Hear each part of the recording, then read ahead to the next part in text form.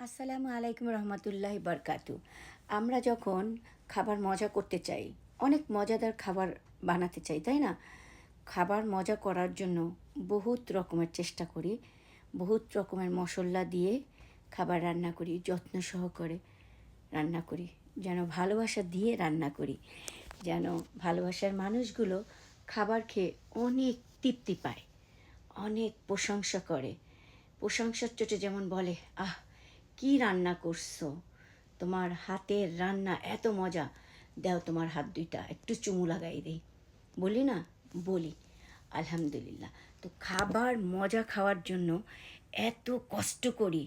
অনেকে তো আবার আছে খাবার রান্না ভালো না হলে একদম খাবার ছুঁড়ে ফেলে দেয়। কি রান্না করছো, কি রান্না করছো, এগুলো মুখে দেওয়া যায়, এগুলো মুখে দেওয়া যায়, এ বলে খাবার ফেলে দেয়।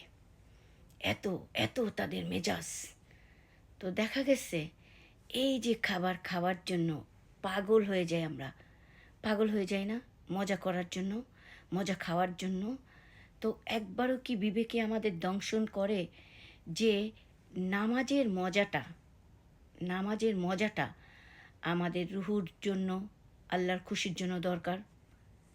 জিব্বার মজা দেওয়ার জন্য, জিব্বার মজা দেওয়ার জন্য কত পাগল হয়ে যাই, জিব্বায় মজা দেওয়ার জন্য। কিন্তু নামাজে যে মজা, নামাজ পড়তে যে মজা, সেই মজাটা কিন্তু আমরা চেষ্টা করি না অন্তরে লাগানোর জন্য। তো চলেন, আল্লাহ যেন আমাদের নামাজের মধ্যে এমন স্বাদ দেয়, এমন মজা দেয়, যেন আমাদের অন্তর শান্ত হয়ে যায়, আল্লাহর খুশির জন্য যেন নামাজ পড়তে পারি। ঠিক বলছি না বলেন? আর নামাজের মধ্যে আপনার মজা খুঁজতেই হবে। যেমনভাবে তরকারির মধ্যে মজা খুঁজেন, খাবারের মধ্যে মজা খুঁজেন, ঠিক তেমনিভাবে খুঁজতে হবে। খুঁজলেই তো পাইবেন, খুঁজলে পাইবেন, না খুঁজলে পাইবেন? এর জন্য চলেন আমরা যেন আল্লাহর খুশির জন্য নামাজে মজা খুঁজি। আল্লাহুম্মা আমিন।